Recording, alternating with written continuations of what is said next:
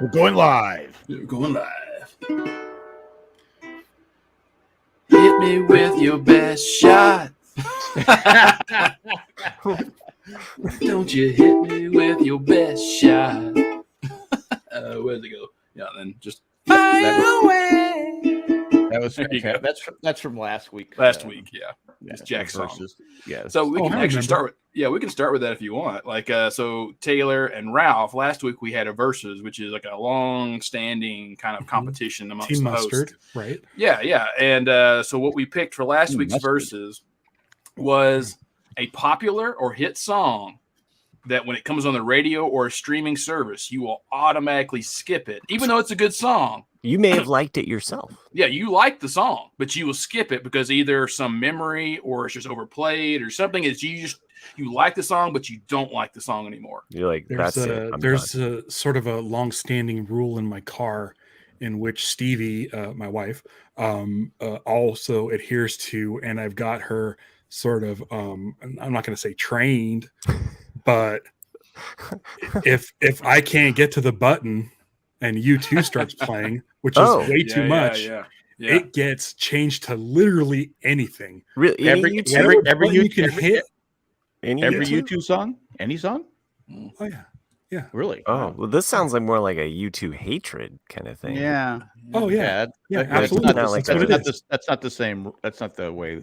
He didn't listen to the rules. You didn't listen to the rules. No. I think I kind of agree with that. I think the only song U2 that I can even tolerate is Sunday Bloody Sunday, and that's rare. But that's not the rule. The rule is I love the song One. If that comes on, like, and I'm in a okay, then my pick is One.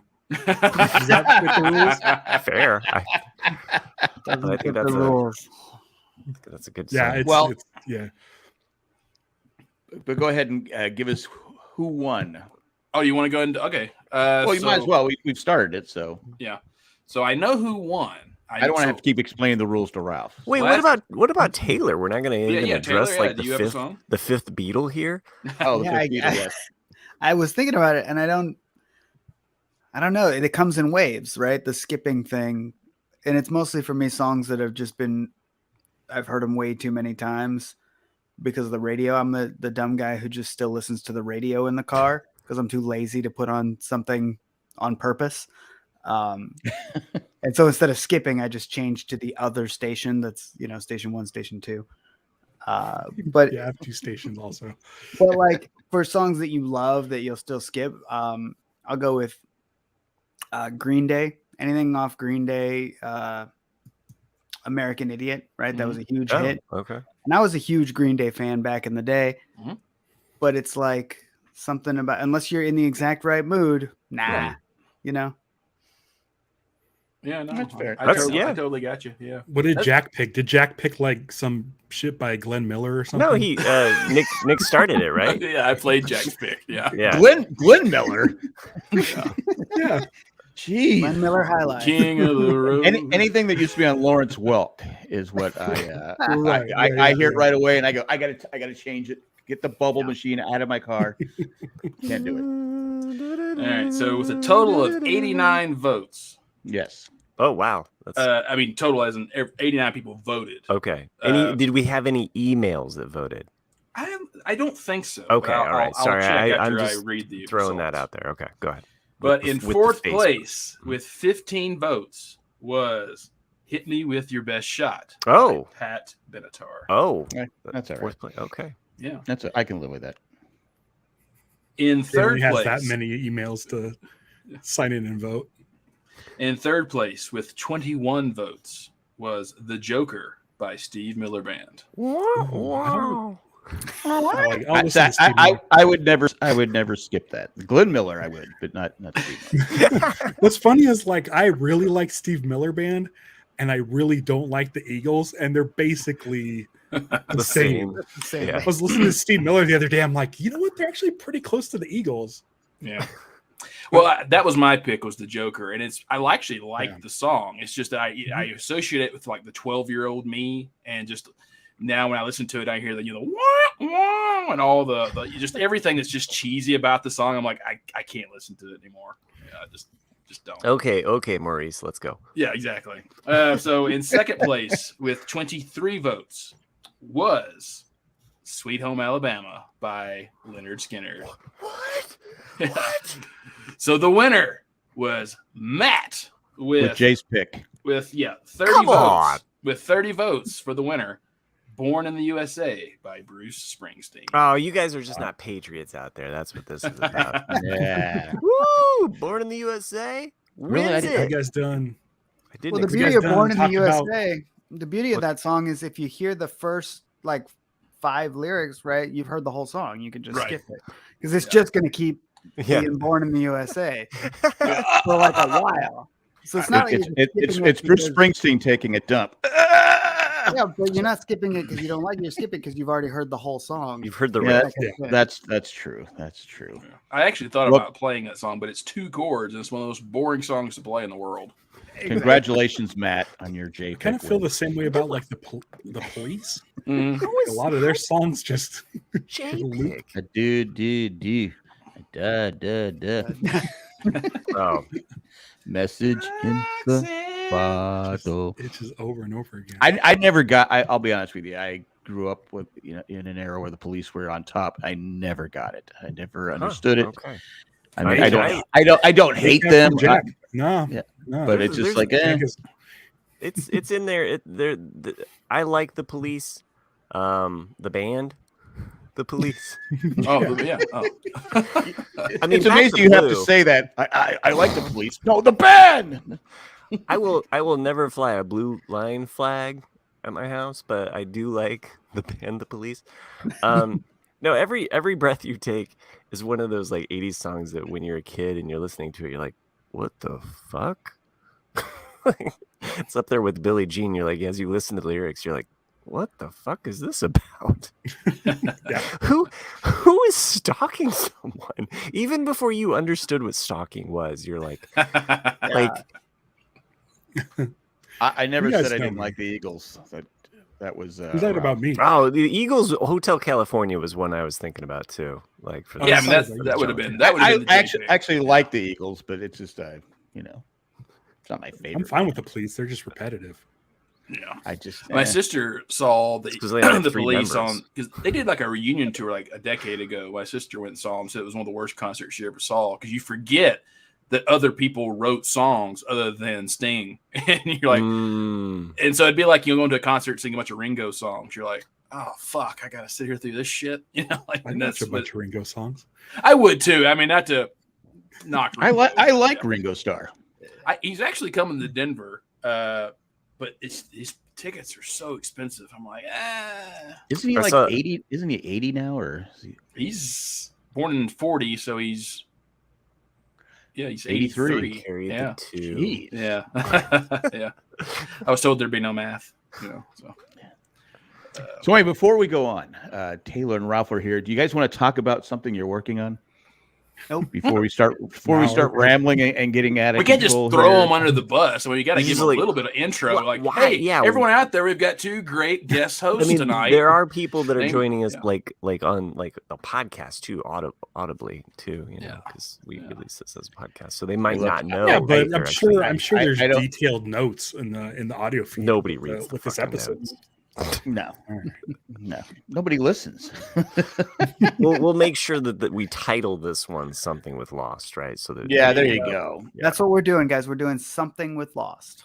Something with Lost. If you go to somethingwithlost.com, you can read all about it.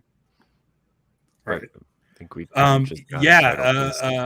Taylor and I are producing a documentary about the TV show Lost, and we're looking to hoping to release it for the 20th anniversary of the show. And which is next year, have next year, 2024, and we currently have an Indiegogo campaign that we launched yesterday, and we're funded today. What link can? What's the title? Of the link? You can go to gettinglostdoc.com, and that'll take you to the Indiegogo page. We're probably 115. 115. Yeah. Oh, wow, great. You got it right. That's really fast. That's amazing. Yeah. I think it was the promo you guys did that has me in it. It's definitely the promo Yeah. with the 1 second of Jack from 2009. It's an old. I do want to complain though. You have me. You have me wearing a Charger hat, and I no longer support that team. Can we get some AI to that if we raise another 50 grand, we can pay to have that changed with CGI. Okay, all right. So what's that link again? We'll make it a Cowboys hat. Sadly, the 1 second of Jack, he's saying a joke we've all heard before. So how do you know I'm even saying? How do you know I'm even saying a joke? Saying a joke. That's true. 1 second's pretty short for you. Yeah, exactly. Well, usually that's about most I can do. But so tell us all about this. Like, what was the what made you want to do this? Like, what was the hey, I want to do a documentary on Lost, and what was the brainchild of this? That's all you, Taylor. Yeah, well, I mean, I loved the show when it was on, but I mean, more than it being this giant show that changed television and had one of the first online fan communities and all that, and the introduction to podcasts for many, many people. It was about this fan community and all these people that I've met over the years and that I know are still connected because of this show. And so not a lot of TV shows have anything like that. I've wanted to do a documentary about Lost for a long time, but until the 20th anniversary was coming up, it felt too soon. It felt like you need a little bit of that nostalgia to make it. Nobody wants to watch a documentary right now about Game of Thrones. You got to wait a while. So, so when I saw in my brain calendar that 2024 was coming up 2 years ago, I called Ralph and said, "Hey, I'm thinking about doing a Lost documentary. You want to help produce it?" Yeah. And he said, "No." And then here we are. I was real. I didn't want to mess anything up. I'm like, because it's not anything I've done. But Taylor told me, he's like, "Hey, this isn't my first rodeo. You're not going to mess it up. If anything, you can only make it better." And so I'm like, okay, I guess I'll do it. I still think Taylor was taking a chance, but that's just me. I mean, I felt like he was. You know, I felt like he was. It was when he called, I had no idea why he was calling me. He's like, "Hey, do you have he sent me a text like, hey, you got a second?" I'm like, "Yeah, sure." Who dis? That was your response. Your phone, what Lost? But yeah, it was. I remember I was sitting in my car eating lunch. What were you having? And That's a good origin story. Probably Taco Bell. Okay. Probably Taco Bell. But it's just I'm like in like an abandoned parking lot, sitting there, peace and quiet, enjoying my lunch under a tree. And then I get this call that like completely changed everything. Now I don't eat my lunches in a car anymore. No, I was You got a corner office. No, he had to sell the car to make the documentary. Okay. No way. I'll never sell my car. So that's how it works. I mean, Taylor spent so much time in this car. It's a great car. It's a Scion XB 2011 our release series. They only made 2,000 of them. I have number 1667. It's the bluest car I've ever seen. It's the bluest car you've ever seen. It's voodoo blue. It's the same color as the FJ Cruiser, the Toyota FJ Cruiser, and they've been adopting it for their pickup trucks now. And it's a proprietary Toyota blue, and they made it for just those 2,000 cars. So nice. Yeah. Wait, what are you doing in the chat, Matt? What do you mean? Oh, he does that. Yeah. I just say the things that I feel like I can't say out loud. I'm a big guy, and the Scion XB is really roomy on the inside, but I don't want a big car. I think it's I know you have a lot of limited edition stuff. I just was like, why did they only make 2,000 of them? It was just they would do this these limited releases. I mean, they would just pick, is still a lot, but yeah, they it's the only Scion XB that comes with a sunroof. There's like a specific body kit and stuff. They'll just do like 2000 special ones. So if you ever see a Scion XB that's gold, that's one of those releases. Do you ever drive with the sunroof open? Yeah, I did it a couple weeks ago. Me and Stevie went out to go shoot some photos, and I have for the Lost documentary. I think I've opened it twice. 5-6 years. It's not a lot. It's not a lot. There's just usually when we drive by the beach, driving up like the PCH and stuff, roll down the windows, smell the sewage plant. You know, that's nice. One of the questions I had, so Ralph posts quite a bit of photos about the documentary, and usually like when you guys get a special guest star that someone agreed to be part of the documentary, and it's been quite a few, and I was just curious like how you guys lined up such a great amount of workers and casts to be on the documentary. And of course, did you have anybody that was like really difficult to get on, or someone who's just flat like, no, I don't want to be a part of it, or They had to beg me. They had to beg you. We had to pay Jack. That makes sense. Upwards of $8 to do it. Yeah. I'm still waiting for that $8 check though. Some Vienna sausages. Yeah. Your Jack in the Box tacos are in the mail. That's payment. It's persistence. We've had people who just said, "I'm not going to do it." And that's sometimes easier than a non-response because I don't want to bug anybody. And persistence, it gets to the point where I feel like I'm bugging the person. Which I have no problem with. It's funny. I don't know why you're in charge of bugging people because I don't care. Well, if I'm trying to get a hold of some celebrity and I annoy them, it's not like we're going to hang out after and they're going to be like, I was so annoying when you bugged me. This is our only interaction of our entire lives. Yeah. So, but there was one person who we got a interview. We had scheduled them an interview. They canceled the last minute and they were like, sorry, I can't do it. I just can't do it. Then later just said, hey, if you're ever open, it was Jay. If you're ever open, we're available if you ever want to, if you want to join us. And they were like, nah. We ended up getting a Zoom meeting a couple weeks ago with them and they agreed to come on. And so that I felt bad, like I was pushing too hard, but this is someone we really wanted. And it's one of those things. It's a team effort. I have access to certain people. Taylor has access to certain people. We both have our points of contact. We were kind of divvying them up the other day when we were about to do the launch for the Indiegogo, and being like, okay, who has been in contact with me? Who's been in contact with Taylor? Let's reach out to them individually, and then we'll let them know that the campaign is launching and hopefully they can help us out. But it's been pretty close to 50-50, I think. There's also the thing where like we got we ended up getting Patrick Fischler, who plays Phil, through Eric Lang, who plays Rosinski. Right. And we got MC Gainey, who plays Mr. Friendly, through Fred Lane, who played the air marshal.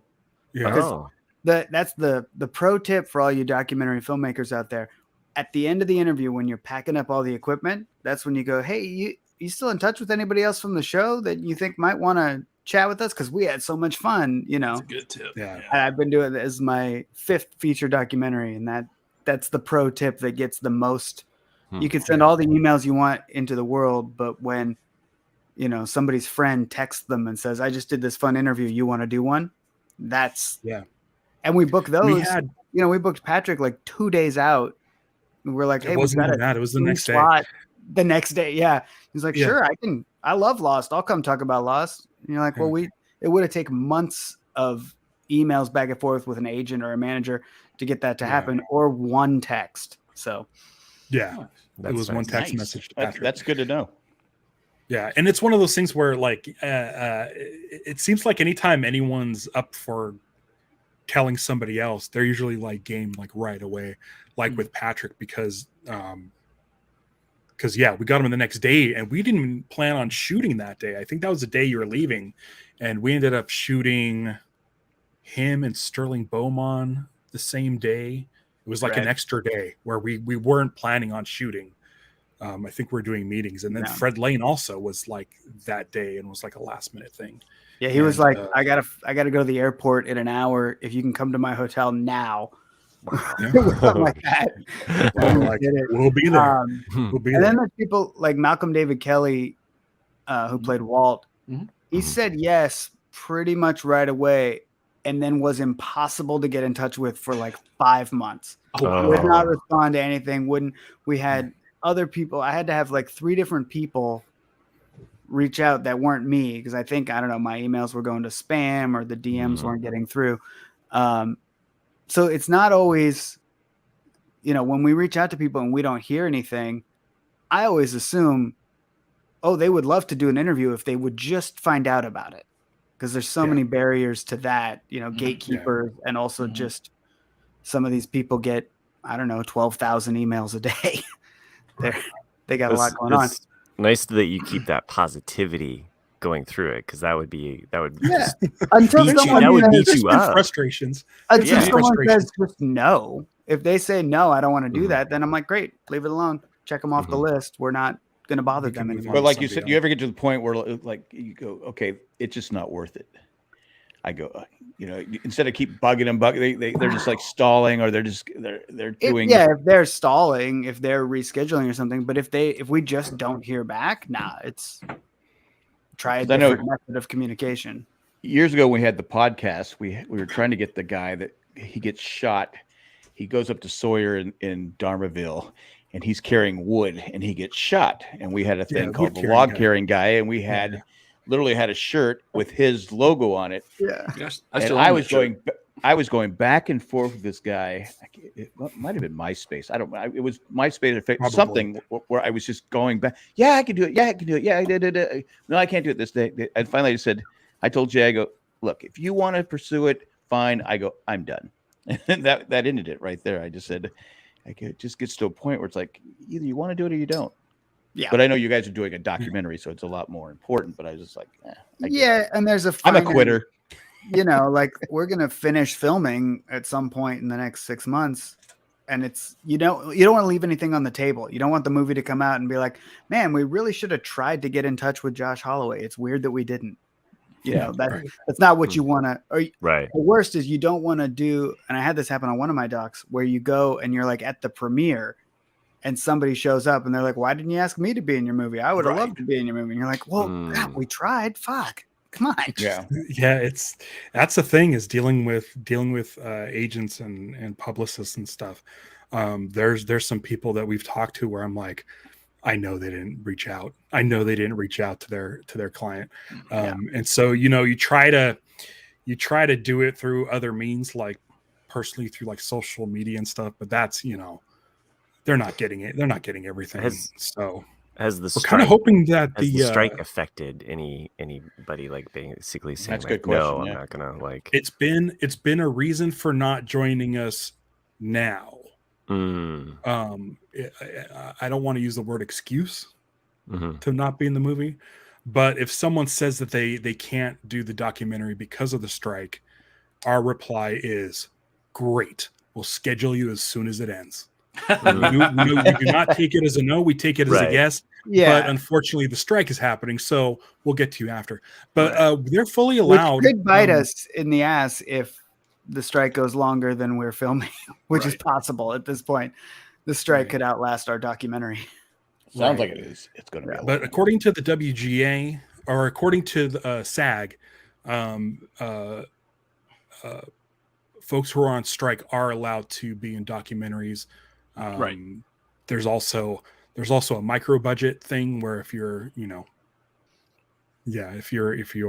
movies, we are a non-union independent micro budget documentary.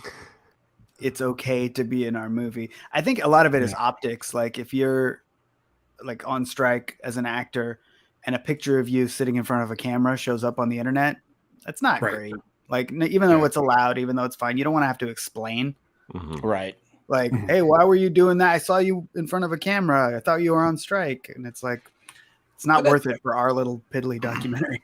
But it was funny. I mean, that's what like a lot of actors that went to Comic-Con this year, that's what they were saying is like, hey, I'm still coming for that panel. I can't talk about the show, but I can talk about other things. Then that to me is no different than this. It's just, it's past work. It's something that they can talk about and reminisce about, but they're not promoting anything. But I can see what Taylor's saying though. It just takes that one thing and then it's posted on social media. Then it gets, makes the rounds. And then that person's like, no, it was just no. Who wants to deal with that? Anybody who's following like Sean Whalen, who played Frogurt, if you follow him on TikTok, he's been posting a lot of stuff about people's perceptions of who he is and how much money he makes. And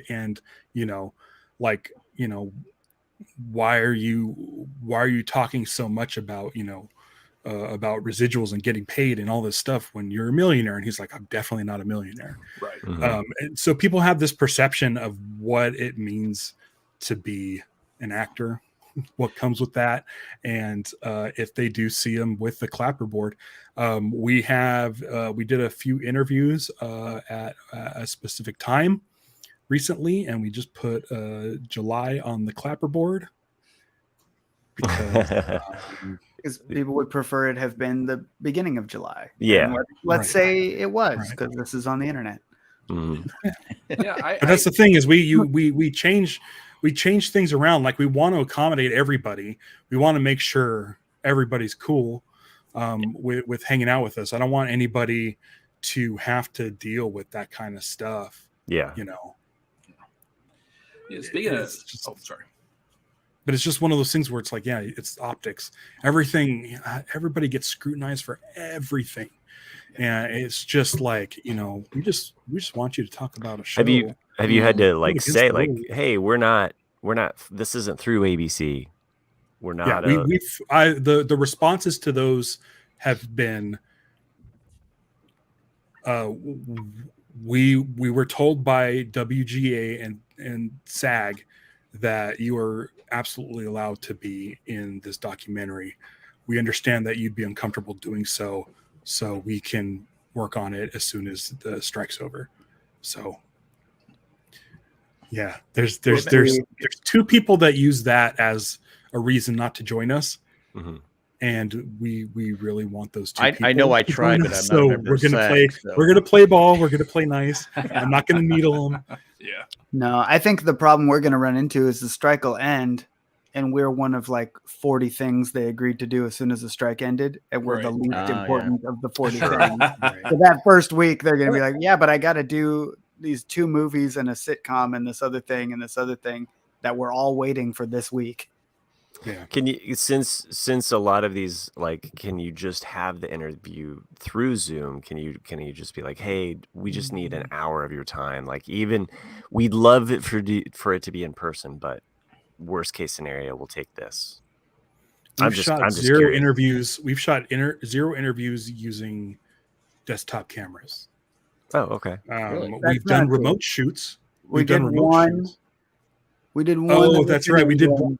That's right. We did do one, but it fit. So this is the guy that ran Dark UFO, which was the biggest spoiler website for Lost, which is a big deal. It's like the first time people cared about spoilers for TV. Was this friendships were lost over those fucking spoilers? 100%. So this guy was I still remember the guy that told me who was in the coffin before I saw it, and it was the day it was going to air, and I was like, Jack, right? I was like, why are you telling me? No, it was a guy that I worked with, and he was just doing it just to like be like, well, I looked it up, and I'm like, I was spoiled on another podcast website. No, it wasn't Dharma Lars. It was, I don't want to say it was Lost Cast, but it might have been a Lost Cast.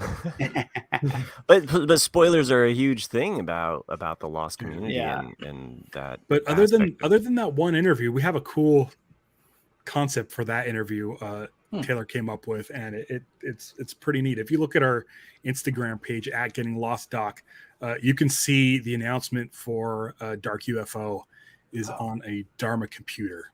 Nice. And that's so we took the Zoom feed and we put him on the old Dharma computer and then filmed that with the expensive cameras. So it doesn't look like a Zoom call. Yeah. It looks like he's trapped in a Dharma computer. But we have out done some spoilers. remote shoots, which have been really fun to do, where Taylor and I have been on Zoom, but we've had cameras set up according to Taylor's specifications in Canada to talk with Nikki Stafford. We just did one last week with Daniel Roebuck in Florida. We didn't really have the funds to just fly down to Florida for one interview.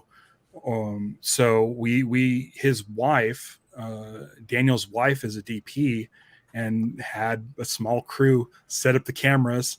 Me and Taylor were there via Zoom watching as the interview was conducted, and it works out. The footage looks amazing.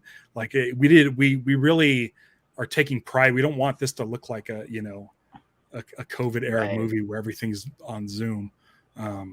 We're trying to avoid Zoom where we can. And a bunch of our interviews when we started, we're all wearing masks. It's COVID times, and it's like I don't love that behind the scenes look because it dates it so much. And we're just getting out of it, and nobody wants to watch anything COVID related.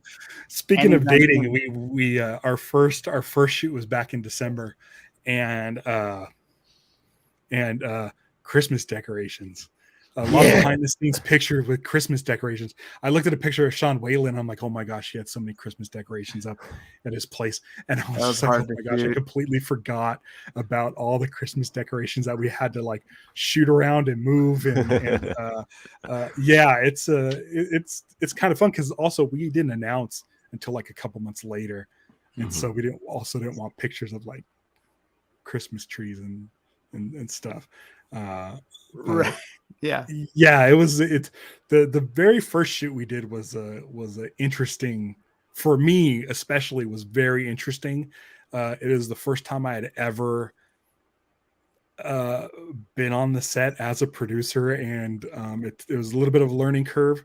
But I think by the time like halfway through that shoot, there was a couple of cancellations, and we were able to pivot okay. I definitely felt better after that. I feel much better saying that I'm a producer now than I did back then. Because it's just been like, seriously, like we had our second shoot where it was like one day we had like 4 interviews. I think it was like Naomi Kyle, Sonia Walger, Eric Lang, and was it all the same day? All on the same day, and they were all within. They were all within like 4 miles of our sort of main base at our DP's house. Like it was like, nice. And I just felt like, I'm like, this is amazing. Like I can't believe I set up the schedule. Yeah, I produced. I got the people who were near each other, so we didn't have to, nice job, producer. But it felt good. Like, sometimes you get all the way down to San Diego and these people are like a half hour late. They're just getting out of the swimming pool. They don't want to do the interview. They bring their kids. It's this whole thing. Sometimes the producer can only do so much, And then Ralph just shows up, in his blue car. I can tell I wasn't in the pool because there was no shrinkage. It wasn't me. You weren't it. It wasn't you. Yeah, it wasn't you. Jack got a phone call from me.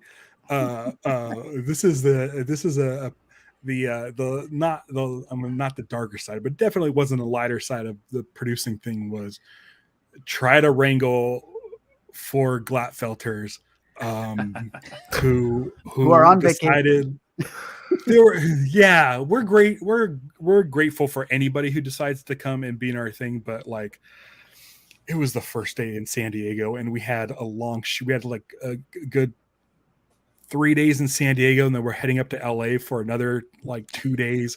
And it was the very, very start. I had driven down there at left at 6 a.m. And I'm like, okay, I'm ready to go. I scoped out the studio, saw how far it was from the Glatfelters hotel. And then, which was close by. Yeah. Yeah, it was. Actually, I was like, My hotel was at my sister's house. It was like 20, 25 minutes away. So, But I called you. I called you, and I Yes. might have texted you, and I was just like, "Can you do me a favor and just kind of get there a little bit early? I'm going to try to get these kids to. I want to be ready by the time these kids show up." and I said, sure, I'm a professional. I whatever you need. Yeah. It was like, I think that was the most tense I had been the entire shoot. Like there was a day we shot in the same day. We shot Michael Giacchino, Jorge Garcia, and Hector Navarro in one day. And it's one of those days where you don't get sleep at night because you're like, these are like really 3 like good interviewees, and there's a lot, like 2 of those guys canceled on the previous one for very, very good reasons. And so it's like, this is our chance to really get them in the can, get their footage so that we can start sending out a sizzle reel. And with Mike and Jorge, those are big gets for when you're doing a documentary about Lost. And less pressure. I felt less pressure that day than try to wrangle Jay. It was, I got it. We got it done, and the interview's great. But like, I was just like, this is the start of my week. Yeah, we have. I don't understand it. I called Ralph, and I'm like, but it's Jay and Jack, right? These are your friends. Yeah. They don't remember me, but I know them. They're just dudes, right? Why is it so hard? Jay is my friend, and you hope that friends would be like, I'm going to do this for you. I'll be there on time. I know the Lost community loves Jay and Jack. They're a huge part of it. My favorite thing, we posted the announcement photo, and it's here's Jay and Jack, blah, blah, blah, blah, blah. And, everybody's like, yay, Jay and Jack. Oh, my God, that takes me back. That reminds me. And there's one comment on one of our socials that said something like, I'm the biggest Lost fan in the world, and I have no idea who the fuck these guys are. It's like, that's amazing. But I mean, still, that was me. I made that. Well, it Jay made and my Jack day. have been name dropped by several interviews before. Oh yeah, part of the story for sure. I just thought that was hilarious. Yeah, I think one of the amazing things about, and just hearing about all of these interviews that are taking place, and just even this documentary, is that, and I know this is true for the Star Wars community, sadly, a lot of these actors die. And I'm just saying, who are you trying to kill off?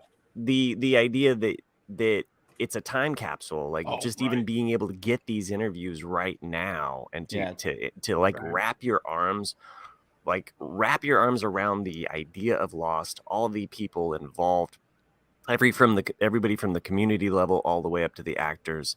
And to me, that's like such a great thing, because sadly, like, you just don't know. Like, I mean, even with the actor strike and the writer strike that's going on, you look at some of these shows that are like going on hiatus, and you're like, okay, any one of these people could be gone, and then you're just never going to be able to pick up that thread again. It's just like, that's like story wise. And Lance Reddick, like, we were deep in the production. We were DMing, like, I think we would have got him.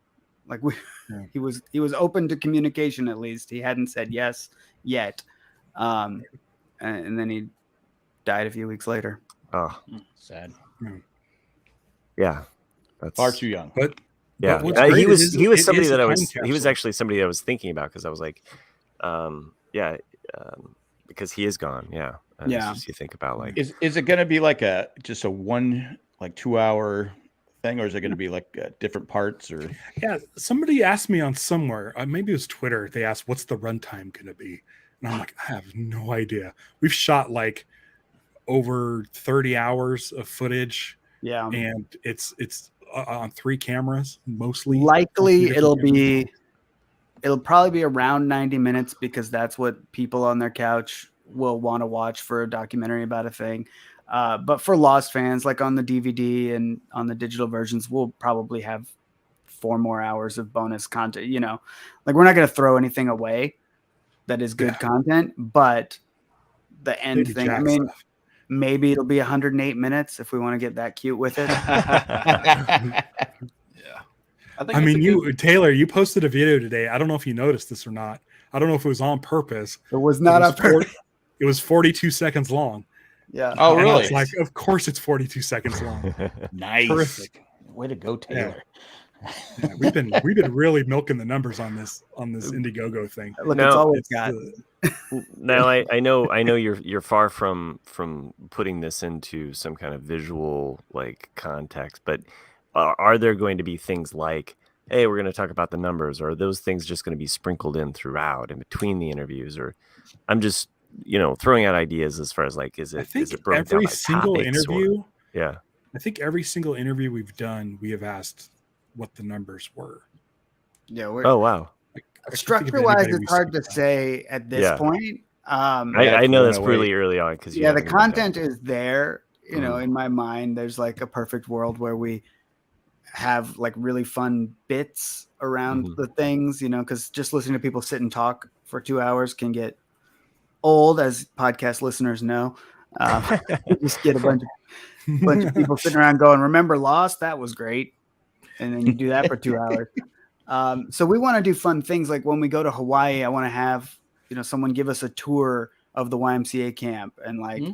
Let's go to the beach and talk to the owners where it says no trespassing and get kicked out. Like stuff that's not just interviews, that's more fun. And we could definitely have, maybe some Lost expert explaining the numbers to us in a fun, educational way, like a Bill Nye the Science Guy type of bit. But I don't know. It depends how much money we raise on Indiegogo if we could afford to do any of this stuff. Sure. Yeah. Sure. I mean, we're off to a terrific start. Correct. I'm just trying to encourage your listeners to back our So even though that it's funded, they could still use some more money to make this look top notch. So we want top shelf quality. So exactly. So go ahead and go over to what is that? We want a second interview with Jack. We're gonna need more money. CGI. At least $10 this time. Yeah. That'll get you 20 Jack in the Box tacos. Exactly. That's what I say. That's true. I didn't even think about that. It's a lot of tacos. That's a lot of Man. tacos. And if the Padres hit a home run, it's a free jumbo Jack. So there you go. Jack, they have breakfast tacos now with Jack in the Box. No way. When did they get these?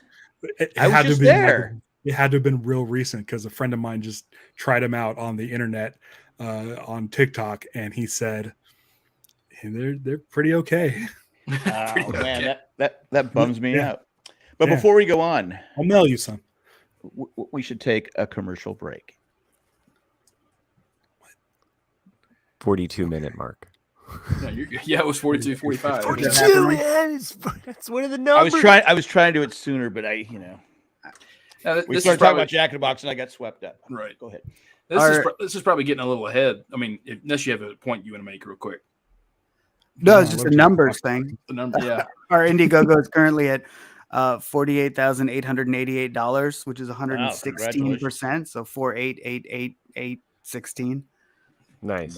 Anytime the lost numbers come up, Ralph sends me a text with a screenshot that's like, look. But what's funny is you think the way I've been doing it looks like I'm just sitting on Indiegogo refreshing the page all day long.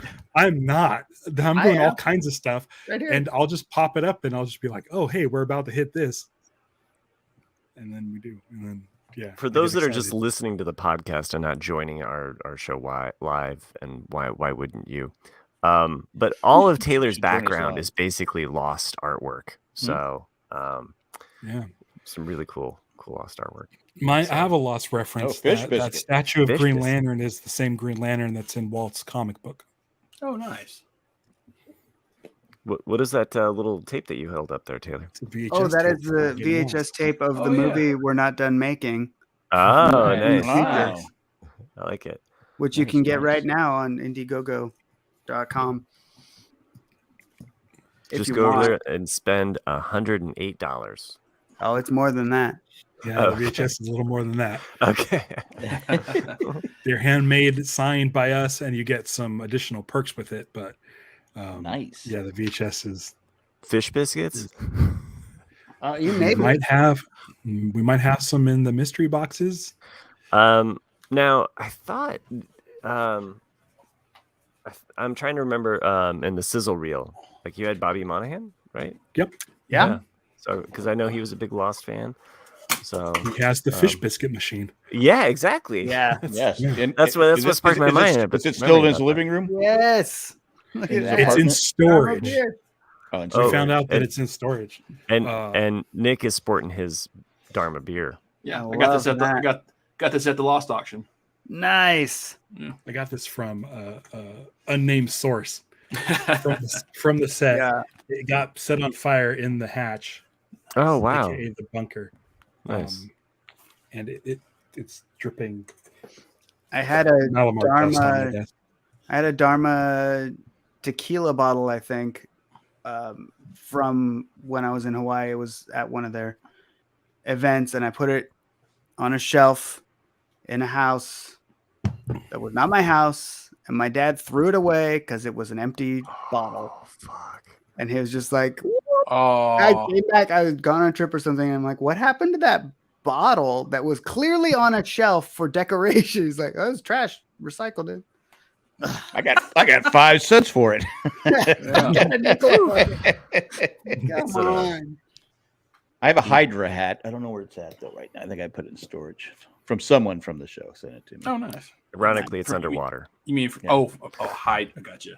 I'm thinking Agents of Shield for some Yeah, reason. Hell Hydra. Yeah, like Hell Hydra. Yeah, okay, I got you. Yeah. So I started to ask earlier. You mentioned VHS and not that you can put it on VHS, but like DVD or Blu-ray, whatnot. Are you going to try to reach out to streaming services, Hulu, Netflix, or nice. So everyone out there, you're showing us a Blu-ray copy. Why it doesn't focus? I don't know. Yeah. I thought it was just my eyes being old. It's focused. Oddly enough, it's focused on the farthest back spot, and you're there now. It's focused on you. Boom, there you go. Blu-ray disc. I'm sorry, what about streaming? So you thinking about? Are you going to reach What out? about Are streaming? you going to try to get to a streaming service, or are you think you're just going to go straight to physical media? We'll definitely go straight to physical media first, and for the Indiegogo backers and stuff. Mhm. But I mean, digital, and we want to put it in theaters too, at least that'd be a great. handful, and do these events because it's going to be the 20th anniversary of Lost. Lost Right. fans are going to want to get together. There's nothing better than getting everybody together in a space, watch a movie that all your old Lost friends are in, Yeah. and then hang out after and drink Dharma beer and have a What good about- time. What about sunset on the beach? Yeah, it's that. I think we'd have to raise a bit more money to be able to pull that one off, go all the but it's way. not a bad idea. I think Because that that was amazing. pretty cool. So everybody needs to donate $1,000 and You're- 1,080. You're right though. Like That festival. Lost fans will always get together. Like Ralph and I went and saw Giacchino in 2018 in LA. Yeah. Do a whole bunch of stuff live. It was great. I got Jack's ticket. That's right. That's right. And my wife's I- ticket. Yeah. Aw. Yeah, it means Stevie went because of the hurricanes that never happened. Yeah, the Yeah. hurricanes were coming. We said, "Look, we can't go. Let's just give." The Oh tickets to yeah, I Ralph." remember that. Yeah. And then the hurricane, I think that was like, and that was a leaf blew across the deck. Or something. That was it. That was about it. And I go, I guess we could have went. Worked out good for me. Yeah, That was a great venue too. was a The great Fords, the Ford. I think they were good tickets, weren't they? They were. Yeah, Yeah, I mean, it was it's not a a small. bad- It's like a mini version of the Hollywood Bowl, but it's right there. I next was to the I Hollywood was so Bowl. bummed, Yeah. but at least they went to. I mean, at least you got to use them. So Oh yeah, I appreciate that. I've been to the Lost concert 3 times. Haven't paid for a single one, so they're pretty good. Doing Well pretty done. good. well, if it comes around again, I'll buy them just so you can have them. Yeah. Right. Hey, you guys know about Michael Giacchino in our movie? He's doing the soundtrack. That would be kind of. Yeah. Wow. Oh, What? Yeah. He gave us 25 tracks, an hour and 5 minutes of unreleased, fully orchestrated music. What? That's In 2009. Wow. wow. And he did 2009, while he and was it's- doing Lost. He did while he was Nice. doing Lost, and it's essentially sounds like Lost, but with woodwinds. And Huh. if you watched our first look on our Indiegogo, or if you watched the live stream that we did on our YouTube channel, all the music you're hearing there is not from Lost. It's from this music that Michael gave us, and it just sounds like Lost music. Like if you go back and look at our first look again at Indiegogo, the Indiegogo page at gettinglostdoc.com, that music is unreleased, fully orchestrated Michael Giacchino music that is really not a part of Lost at all, but really sounds like Lost for our purposes. So that's kind of amazing. Like that is amazing. I mean, one of the reasons he sounds like a nice guy. He is. He smells like a nice guy. Yeah. He took a nap in his bed when he wasn't. This one's too soft. Well, yeah, it's like Matt, and so is Ralph. Like we're all big Star Wars fans. Like I always loved. There's a story he told about when they offered him to do Rogue One, and he kind of didn't want to do it. Not because he didn't want to do it; it's because he was scared to death to do it. And that's me trying to produce this movie. At first, I was like, "Oh, I don't know." Exactly the same. That's exactly the same. But his score to Rogue One is amazing. It's amazing. It's amazing. Yeah, so I mean, it was his brother that actually had to convince him. He's like, no, he's like, dude, you've been preparing to do this soundtrack your entire life. Yeah. And I was like, yeah, it's such a great story of, and it did. He knocked it through the park. He picked a good one to do. Yeah. Yeah.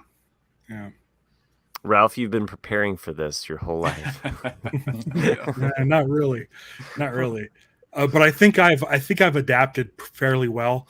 I was a wreck because the Indiegogo was another thing that I was not prepared for, and I really kind of hands off.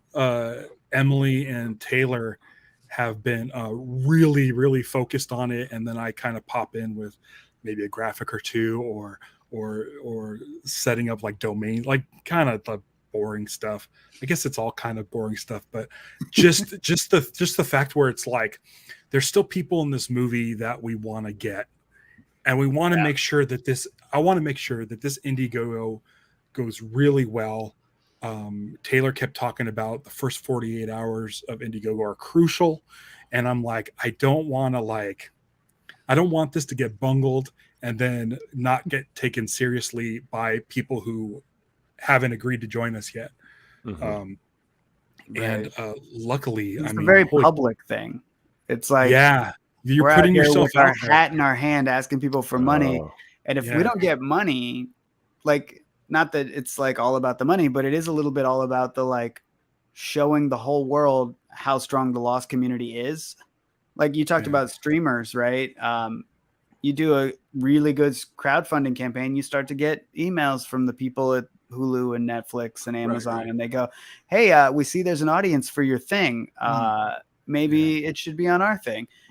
And distributors and other things like that. It's a credibility thing, almost more than it's a money thing. It's like if we can prove to the world that Lost fans are still here, and doing it, and I think we have in the first 48 hours by reaching our funding goal super fast. I think we still think we have like 10 more hours before we hit our 48-hour mark. Wow. So it could all fall apart. But I mean, everyone's come out. Don't tell me that now. It's been fantastic. And so for anybody looking to have everything you want in this documentary, if you want all the things that every fan wants, we all know who we want in the documentary. Yeah, one more person messages us about how we should try to get Matthew Fox in this documentary. I don't know. Yeah. I don't know what to tell them. Like, I can't believe we didn't think of that. I don't know. So the thing is, like, if you're a person that wants that to happen, just spread around the page. Let people know to come to the Indiegogo, which is at gettinglostdoc.com, and toss in a buck or two. We're not asking for a lot. We really, the best thing you can do is share it out to your friends, because chances are your friends are also Lost fans and might not have heard of this, and so just keep sending it out. Oh my gosh, yesterday I was just thumbing through my Instagram stories and just seeing everybody posting the teaser video that Taylor put up, in the morning, The and one with just Jack with in it. every single person that did it, I'm like, this is amazing. This is amazing. And then today, yesterday, Jorge sent it out. Today, Michael Giacchino sent it out. Oh, Michael nice. Giacchino posting that today. We started getting a couple of people at one of the at the highest tier. We got a person at the highest tier right after that happened, and then a couple more at the second highest tier. And then today, the Dharma computer went to somebody. We had one Dharma computer that Taylor had made to shoot in the movie. You can see that in the first look too. You'll see the Dharma computer that we shot, or that he shot, and now is going to have a home. So it takes like anybody to just share it to if you share it to, if Michael shares it to 100,000 of his followers, or Matt sends it out to 100 of his followers, like a Lost fan's a Lost fan. If a Lost fan sees it, they're going to check out the page. It doesn't matter the number of people it's sending out to, as long as we're hitting Lost fans. Michael could have, never know, right? Like so many people, so many different kinds of people were Lost fans. We think of it as like the podcast nerds and the message board people, but my mom liked Lost, and everybody liked Lost, and whether they want to watch a documentary about it 20 years later, that determines how much they liked Lost. But a lot of people liked it a whole lot. I know that. But I mean, look at the Lost panel at Comic-Con every year. There's people like Jack. There's people who are the opposite of Jack. There's kids. There's people like Jack. Look at it. You know what I mean? Like the whole gamut of people. Did you just say Jack was the opposite of a kid? Yeah. Well, I am old. Is that what you're getting at? But you know what I mean? But it ranges from like Jack was always known as bitter. Or Jay was bitter. But Jack was, I will say that, like, the one thing Jack, it was bitter Jay. Yeah. The one thing that Jack has always said though about going to Comic-Con and doing the Lost panel every year, he's always been like, I'm just amazed that there are still people discovering Lost. Yeah, there's still people that are coming to Lost and watching it for the first time, and coming up with new theories and coming there and wanting to talk about it. So that just speaks to the testament and the power of like the show, the mystery, the characters, the writing. And there would be more people at it if they didn't push it to the library. I mean, seriously, because if you've ever been to Comic-Con, it's you can't just go from A to Z in like 10 minutes. It's a nightmare, and the library is all the way by Petco Park. Yeah. And so if there's something you want to do, say ours is from 3 to 4, you want to do something at 4, there's no way you're getting to your destination until 5. So people go, I really wanted to come to it, but I had to go see something else. And I've been saying this, every year I go, okay, no one's going to want to talk about Lost, but people, it's like what Matt was just saying. Like, not this year's Comic-Con, but 2022. I'm always, like Matt was saying, I'm always amazed people who just discover the show, because there was a 19 or 20-year-old young woman at Jay and Jack's panel last year, and she was 10 or 9 when the show ended. And she had just discovered it, with her dad, and had binged the whole thing. And she needed like Jay and Jack's panel as an outlet to just like say all this stuff, because she had no one to discuss it with. And she was brilliant. Like, she basically took the whole panel, because it was just like watching someone in love with the show for the first time. And that's what's great is sending this stuff out to everybody and retweeting it, is that you might find those people that you didn't know. You might get new friends because of it.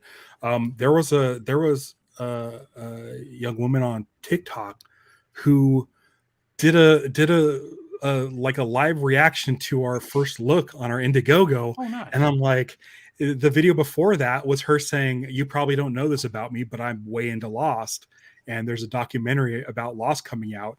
And she pointed her phone at our live stream, and I'm seeing myself on this kid's TikTok. She has like 42,000 followers or whatever. Wow. And it's like, you don't know who who has been secretly streaming.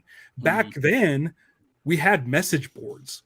Right. I don't think there's a lot of active Lost message boards out there. There's like the Lost Reddit and stuff. The And we met Reddit's still somebody pretty who's active. new to Lost. Oh, and is it? That's their outlet was the Reddit. But you know, the more you share this stuff, the more you start discovering, wait a second, there's people out there still talking about Lost, because before 2 days ago, I was afraid that we were going to put out our Indiegogo about Lost and be like, just crickets, because who knows how many Lost fans there are out there. But and apparently there's a ton, and there's got to be more. Well, to Nick saying about the young girl, you have a lot of this one. I think the last one, there was parents there who are now having their kids watch it. Yeah. Right. Yeah. And the kids are into it. I've been waiting to introduce it to my kids. Like, I've been just Lost waiting ended for the right 13 moment. years ago. And I 2015. think like 13 is the number that Michael Giacchino said he started introducing it to his kids every time one of his kids turned 13. Jorge, I believe on the live stream yesterday, said around 12 or 13. He said 12. Yeah. Yeah. Yeah.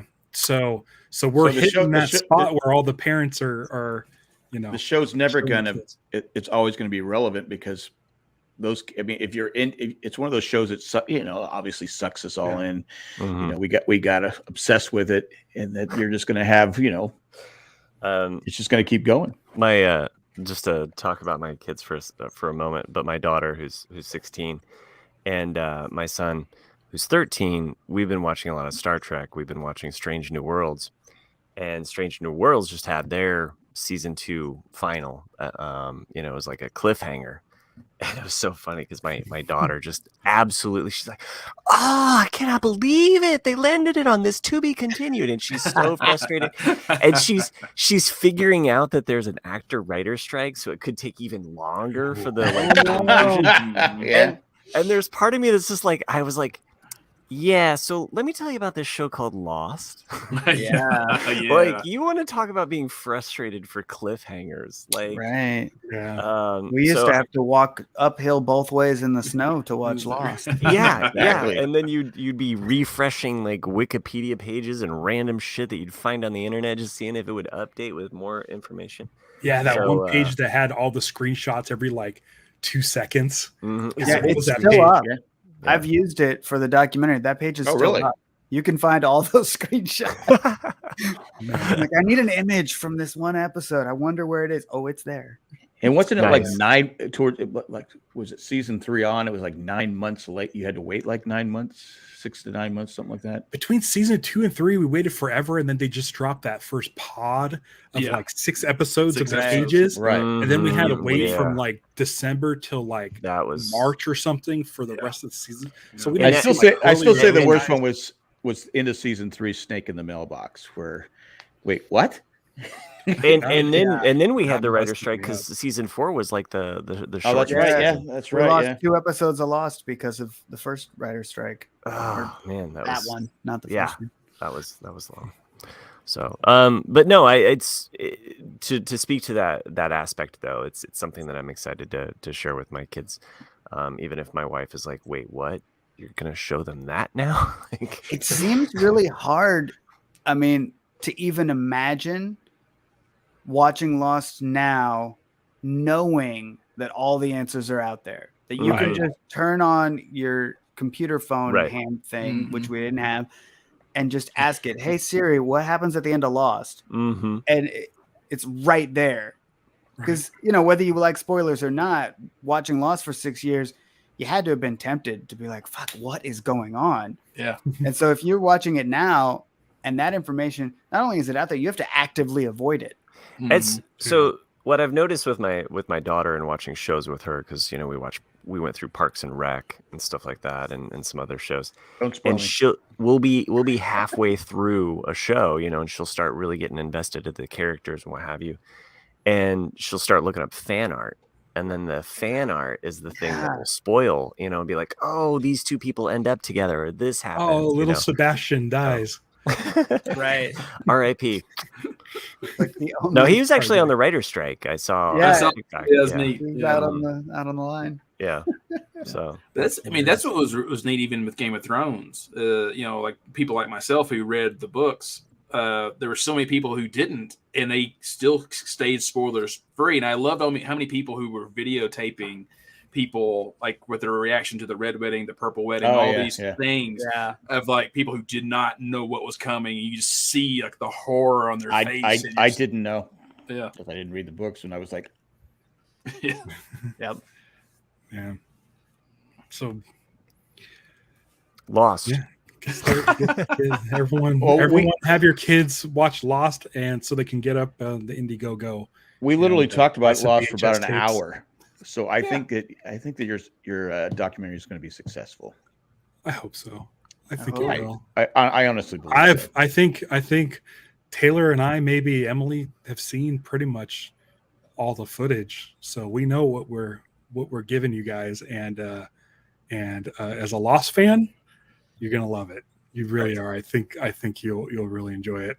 And for me, I was kind of shocked. Your questions aren't really standard. I mean, there's some. But there's some questions you're like, well, I didn't think about. I now have to think about that for a second. So it's well, I'm just saying it's a good thing because it's not going to be, Well, yeah, we tried to shape it to be not. It's not like let's sit and talk about like what's your favorite episode and tell me about the character that you most identify with. It's not a pop quiz of like which Lost character are you. It's about the phenomenon, the bigger picture thing of it all, which, to me is the interesting part, but also is not something we talk about because when people get together and talk about Lost, they want to talk about the four-toed statue and the thing and the lockdown and the constant. And you want to talk about how does time travel work differently for some people and then other people, and why does season 4 have to be like, all that stuff. When we're talking Lost with Lost people, that's what you want. But that's not a movie. Like, that's not a documentary of like people just still theorizing about Lost 20 years later, which is fun.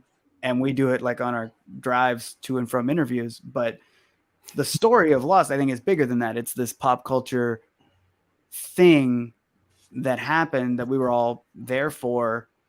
That's never going to happen again, right? There's no more network TV with 20 million people viewing it. Yeah. And it's the beginning of DVRs. It's the beginning of podcasting. It's the beginning of Twitter. We're never going to be at the dawn MySpace. Of that and at the end of broadcast network television at the same time. That crossroads was Lost. And that's the story is like, what does that do? It's kind of like the Beatles almost. It's like in that way where it's just like it's the right band, the right formula at the right time, and all things kind of just edgy enough, but your parents are okay with them, and they're cute boys in suits, but they're kind of rock and roll. They got long hair. That long hair. Started as a boy band and start to rebel. Yeah. Kind of like you were saying, Taylor, is Lost. Also, you're not going to have network television spending the kind of money on a television show that ABC spent on Lost. But there's certain things that they could never have foreseen. I mean, the money that they put into it, they could have never seen the podcasting phenomenon. And I mean, not just the fact that I'm here just talking with Jack and I've made a lifelong friend with these guys through Lost. It's the fact that there would be episodes. We all know those episodes. There would be episodes like the final episode or a season, and you would go on and you would listen to every single Lost podcast you could find, just scouring. You'd be like, I'd be out there mowing the lawn, just like listening to like another, like, well, I haven't heard this Lost. Like, wait, hold on a second. Wait, you listen to other Lost podcasts? Well, yeah. I would always have.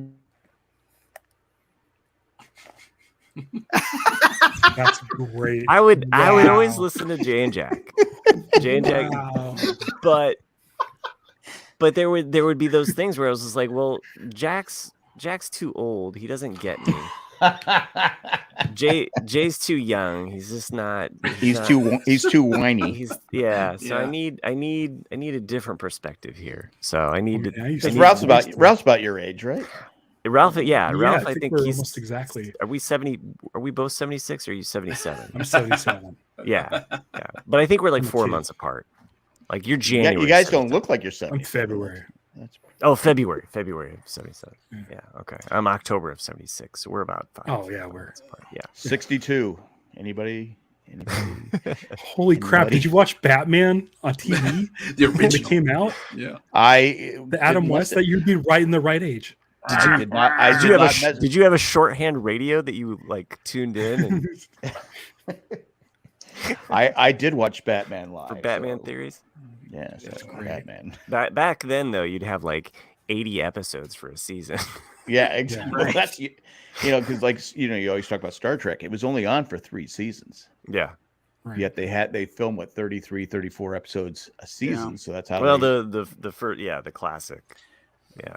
So And that's like another even the- thing, that's Yeah. another thing Lost changed is if they hadn't negotiated those last 3 seasons to be shorter, Yeah. I don't think we'd be having, the renaissance of TV of these 8 to 12 episode seasons Right. that have an end date in mind from the get-go. That Mhm. was, The BBC method. Yeah. We actually talked Yeah. about this a few weeks ago on this podcast about how people forget that they overlook that the relevance of someone saying like, oh, because that's what, Lindelof and Carlin Hughes said that we only want to do 3 seasons. And then, they were like, no, and ABC was like 10 seasons. And it's like, no. And then they kept renegotiating. And it was and like no one had done that before. And it's like, you have to thank those guys for the great TV we have now. I mean, they trailblazed the way for the Breaking Bad.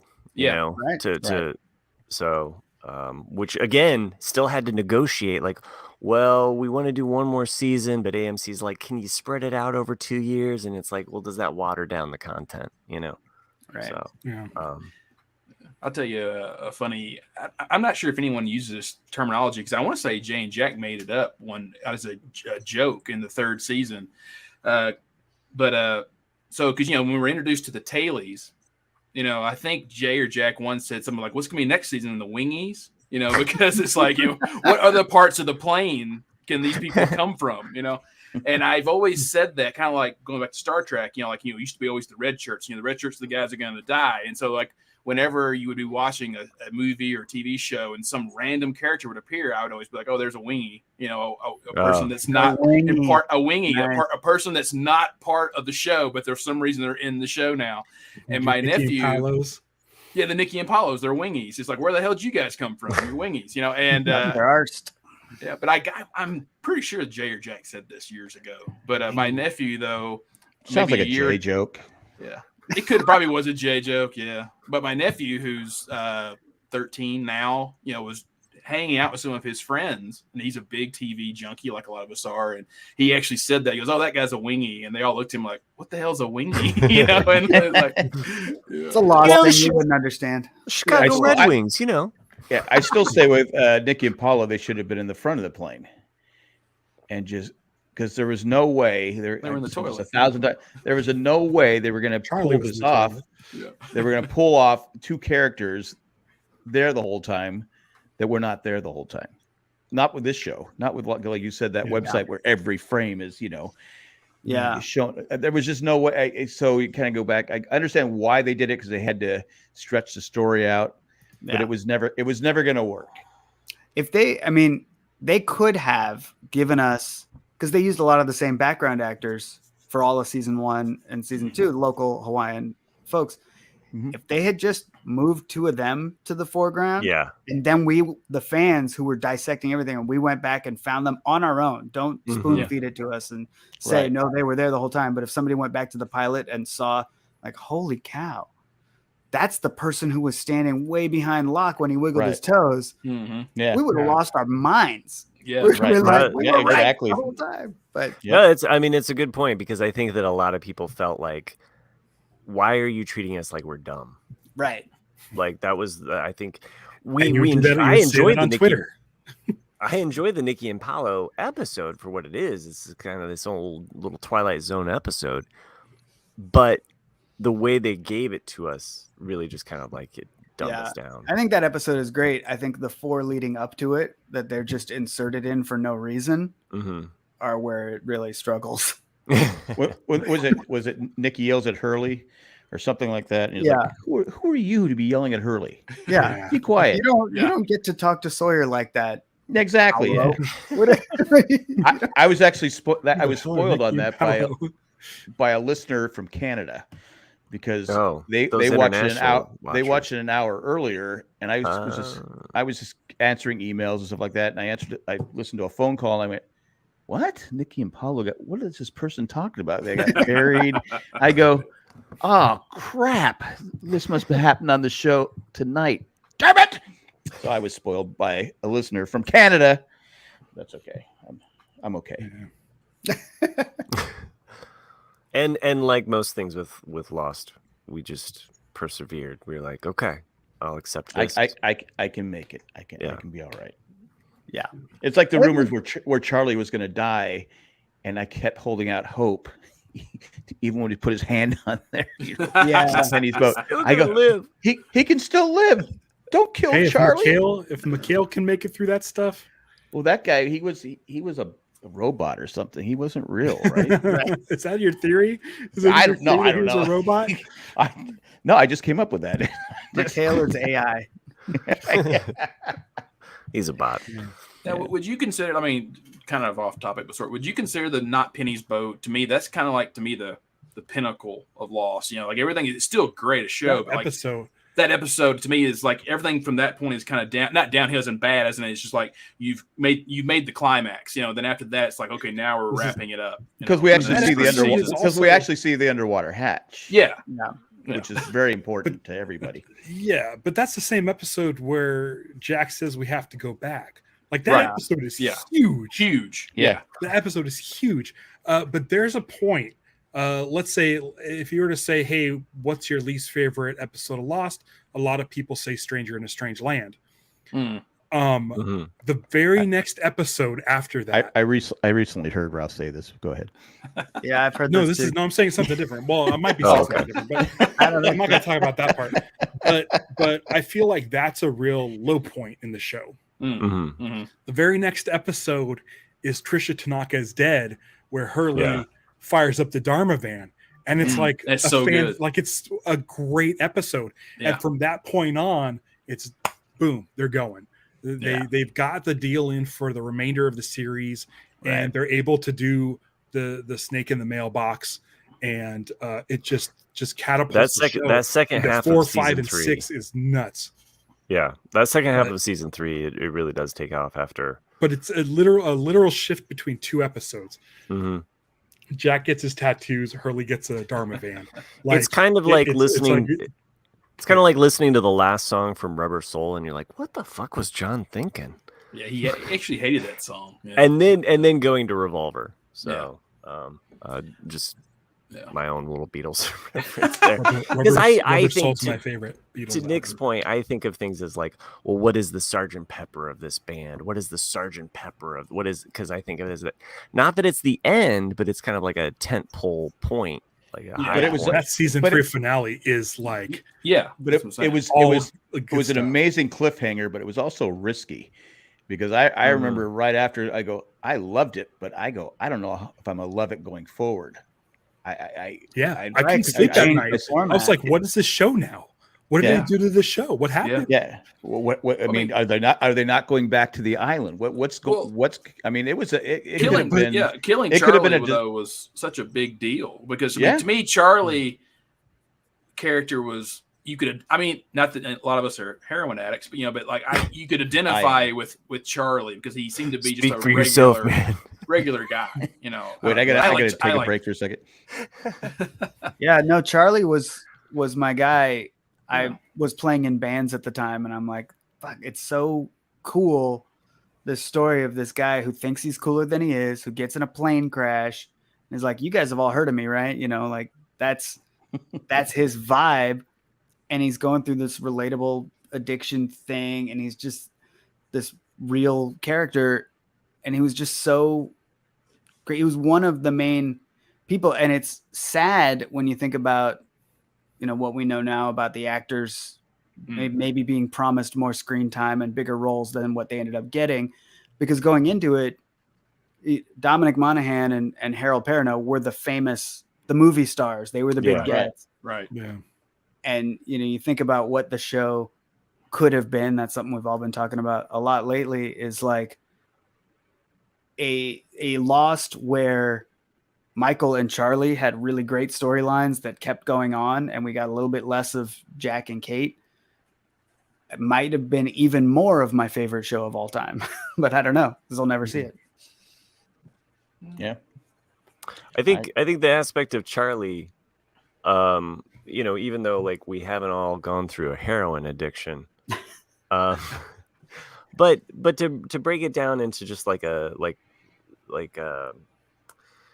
if civilization boom stops tomorrow, right?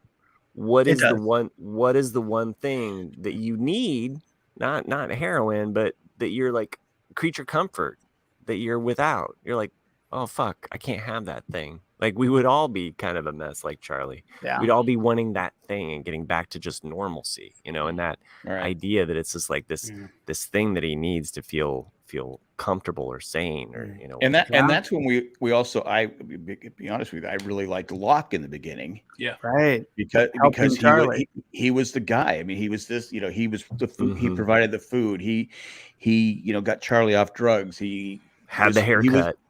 He the great haircut, but he was so important to the survival of the Losties. And then then we start seeing his backstory that he's right. He's a mess, and because people go, I don't understand how, but that's why the backstories were so important to the show Lost, because if we didn't have the backstories for Locke and suddenly he becomes this, insane, person that he became and gullible we've been like, all right, this doesn't make sense. But with the backstories, it made perfect sense because that's who he was.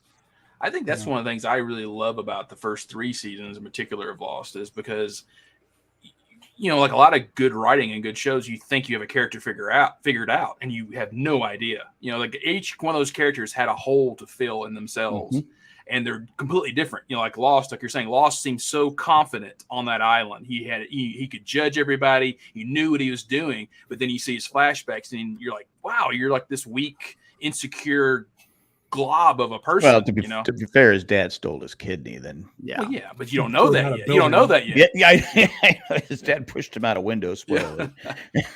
But then, like Charlie, I mean, on the island, to me, Charlie is like what Matt said. He's he's an everyday kind of guy. You can empathize with him, but then you see like how he was always, in the backseat to his brother. He was addicted to all these things, and you can see it with every single character, what makes them who they are. And that's what to me was fascinating, just the human journey that each of them went through. And they had they had to have had it all planned out. Yeah, how they were going to do certain characters. I mean, I know some things changed because actors wanted out and all that different stuff and everything that went behind the scenes. But it's amazing. Like Jen, I hate. Yeah, Jen. God, everybody hates Jen. Yeah, Jen's a jerk, and then I love Jen. Take those handcuffs off him. Come on. Aside from their death, there's so many people that still this day are so mad that they left their kid, and they both died together. I don't know about that. I said it right away on the podcast. Took a lot of heat for it, and now people are finally starting to come around, seeing my side.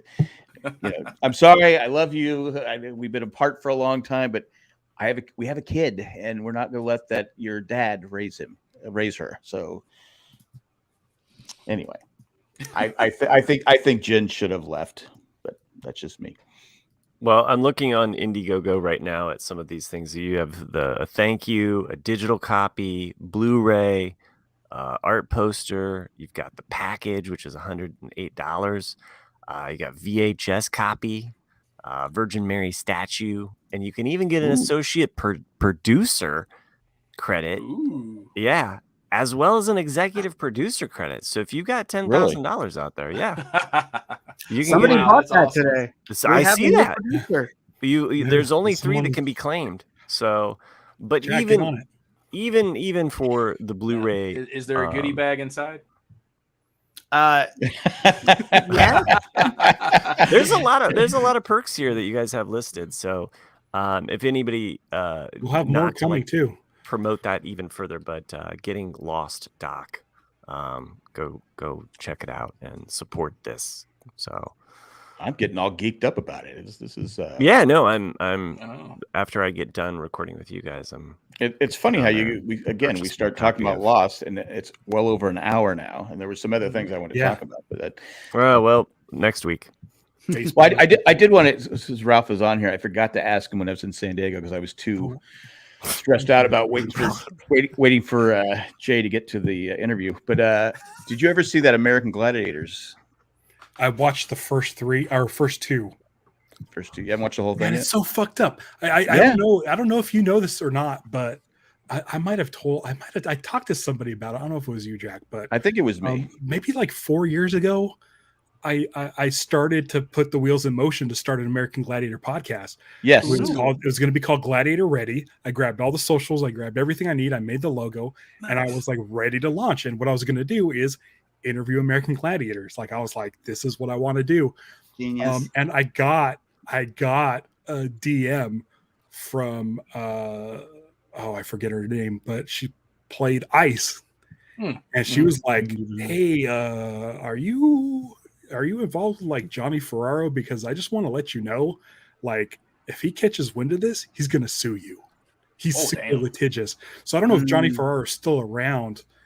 He's definitely not in that documentary, but I started watching that American Gladiators documentary, and it's quite the thing. Yeah, I know you told me. I mean, I might not have been the only one, but you told me about that. I said that'd be a great idea.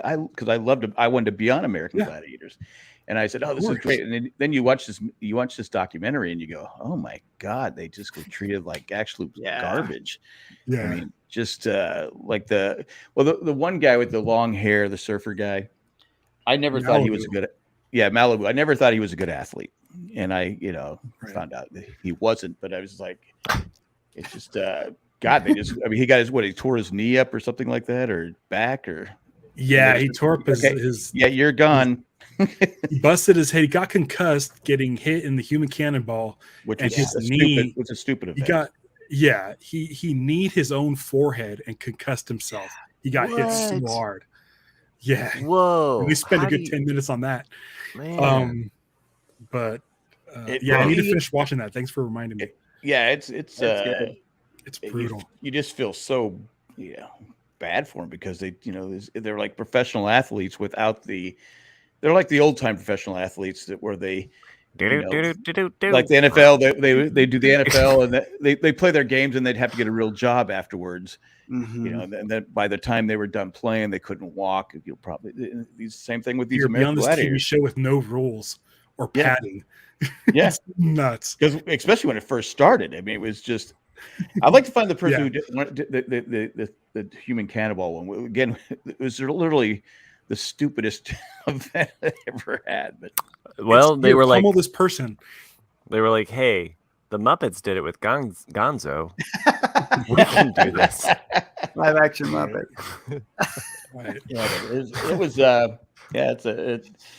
It's a shame, but still love the show. I think they should bring it back, but make it give the Gladiators a little more. At least they finally had more Gladiators. Make it more international. They used to have they had international. Why is it gotta be all American all the time, huh? Sorry. It's an American show. You're losing me. Yeah.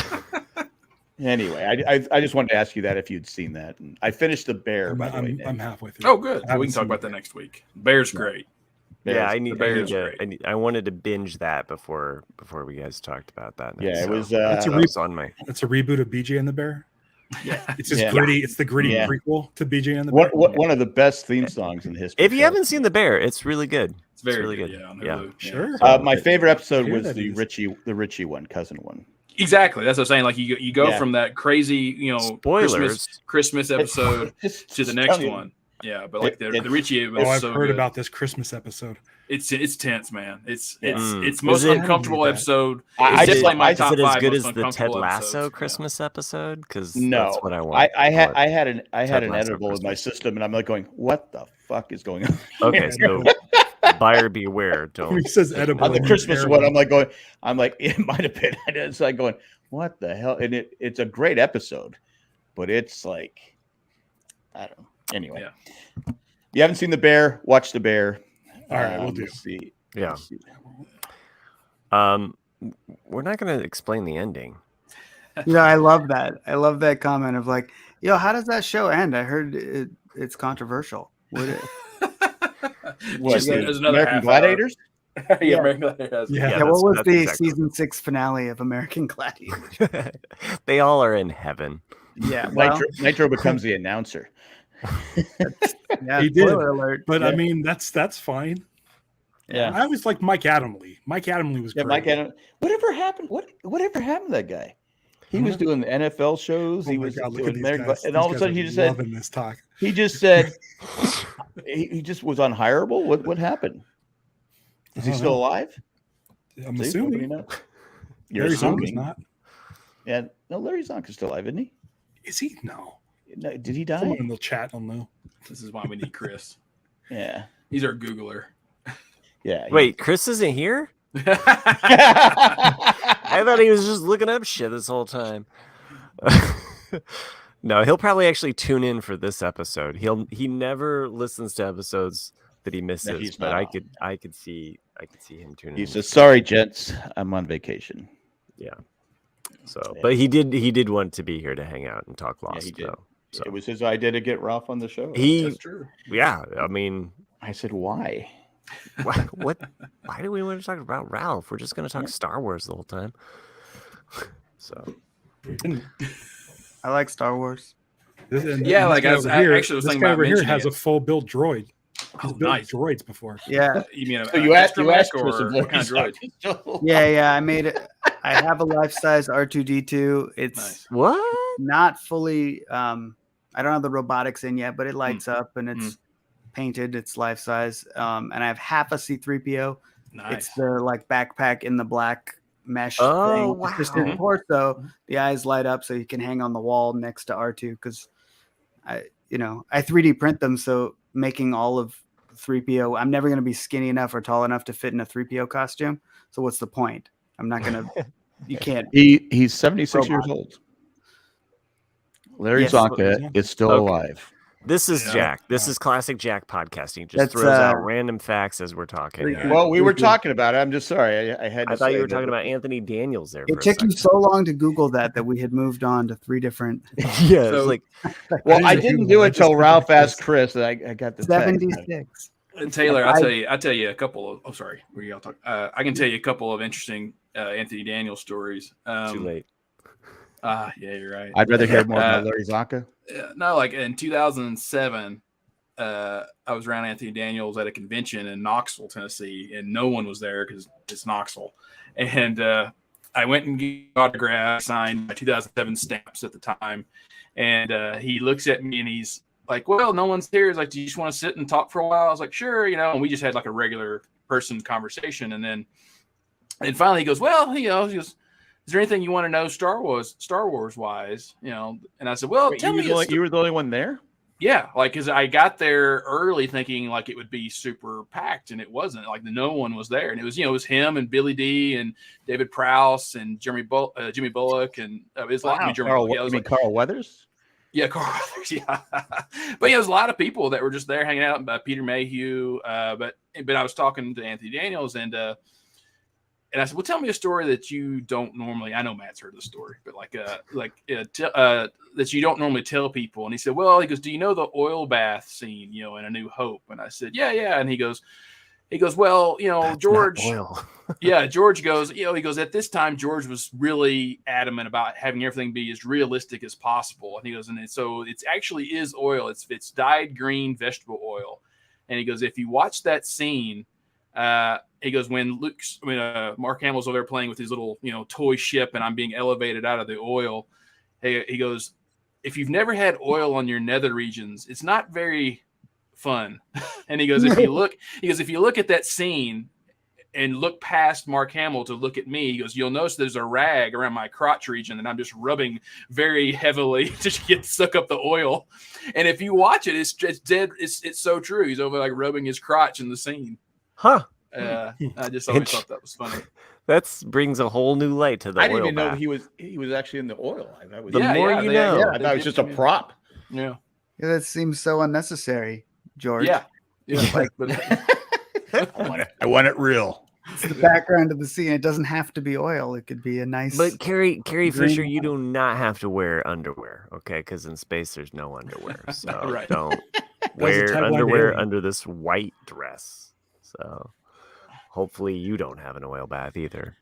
Oh, Anyway, No, like Matt and I, and of course, as Ralph is what you know as well. You know, we're all diehard Star Wars guys. No, Jack, not so much. He just ignores us. You know, I'm Looking forward to your Ahsoka. coverage next week Ahsoka. on Yeah, Owen and Ahsoka. Brew's barbecue. I'm sure we haven't you guys will podcasted in have a long time. Yeah, but we will. Yeah, long time. Yeah, we're planning on it. Yeah, we're planning on Yeah. discussing it. That's Ralph, something if you I want to think come that on, all of us really you're want more- to. Yeah, you got too discuss. much stuff going on. It's okay. Yeah, sure. Okay. All right. I'll reach out to you. So Jack's over here like, but what about me? I don't even know what Ahsoka is. Is that like a Trust me, karaoke thing? trust me, I'm good. Is that You guys, origami? you guys can go on without me. Okay. All right. Well, Well, this was great. Yeah. and again, everybody should go check out Getting Lost Doc. Like, seriously, if you love Lost, make this happen. Help make this happen. Go to Indiegogo or just Google Getting Lost Doc. So you will find it. So spread the word, share it on your Instagram, on your TikTok. And Taylor is showing off one of the treasures here, one of the levels that you can donate at, right? And you can get the Virgin Mary statue. Is that the one MC was coveting? This is the one. We only have one right now, but we were able to make more because we had one from the show scanned so that we can 3D print and hand paint more. It takes forever. That's why they're so expensive. But I thought it was. But yeah, this one we've been using, you know, and some of the actors from the show have been like, "Oh wow, it's just like the real thing." Nice. That's a high compliment, high praise Yeah. from one of the actors to actually like hold it. And It's a lot lighter because it's not. I think they're Plaster. ceramic Filled with Yeah. trucks. I got one Food last trucks, yeah. one last stupid question. How many of the actors were actual fans of the show that you've interviewed? I About think they're all half. pretty into it. No, one of them had never Yeah. seen an episode. Wow. wow. One of them really didn't like the ending. Let's see what else. One of them didn't like the finale of season 5. Yeah. Really? Yeah. Interesting. I'm yeah, that's As soon that's as the island disappeared, this person was out. wow. Can't do Interesting. that. Yeah, and to find out who, you got to watch our documentary. Okay, Of that's course. that's a great teaser because season 5 is one of my favorite seasons. So It's my Oh, favorite. season. it's my favorite season. yeah, Yeah. all the time travel, the Star Wars references, like living in Dharmaville, like it's got a lot. So I liked it, but there's some parts I didn't like. I think Juliet and Bernard- Sawyer. yes, LaFleur. for I think sure. Rose and Bernard could have worked for Dharma. That's all I'm going to say. about that. Well, they do now. Holding on to that shit forever. I know. That's all I asked. It's One the little Abbey thing. Road season. Well, I don't. It's not my job to close out the show because I'm not the producer. But you it's sure act- been really sure great act. having No, you you guys do. on. You do it, Ralph. You close out the show for us. Thank you everybody for joining us. We'll catch you next week. I'm sure Chris will be here for that. And then don't forget to listen to us on Owen and Brew Barbecue for Ahsoka. We're going to do every single episode on for sure. time, every once a week. If Chris shows up. And I'm just getting an update. Mike Adamley is still alive, Nice. There you go. 76. and he doesn't do No, anything. that's Larry Zonka. I don't know any of They're these both names. alive. Oh, okay. See, some people know them as former football players in the NFL. I know them as the hosts of American Gladiators. Larry Joe Zonka Theismann, played on. anyone? Miami Dolphins. Todd Christensen. You know who also plays on the show? Todd All of Christian. the patrons Todd that Christian. make this He possible. passed away. Thank you Yeah, so Christian. much to the patrons that make this show possible. Yes, you can thank the patrons. As well as all the listeners that joined us live. We have a lot of people live in the chat. Thank you so much, Matt K, John the retired guy, Ro, Nice seeing you in the chat as well. The other Time. Matt Treist. So, and Lost the Others, Yeah. who is very Yeah. active, and Jeremy, I think, who is also from Canada. He was. So No Sherry today. No Sherry today. I Or Will Fry. didn't see Sherry in the chat here, but also Randy, who's probably asleep right now. You got thank the you all for Everyday joining us, Inventors, who's a real piece of work. Yeah. I hate Yeah, that guy. so full of himself. Get over it. You just make. But we'd like to thank Eckhart Rickner Glaffelder, Maggie the Magnificent, Joanne with a Plan, and Ed the creepy poopy letter carrier. Thanks for what you're doing. Thanks for everybody who puts up with us. And that's all we got. That's it. Great show. That's it. Great show, kids. It still One says million. live. Is it still I on? know. I haven't ended it audio yet. feed. By the So, way, yeah, I see love you next week. Taylor's reaction to poopy letter. I know. carrier. He kind of Wait, like, what? That's interesting. Yeah.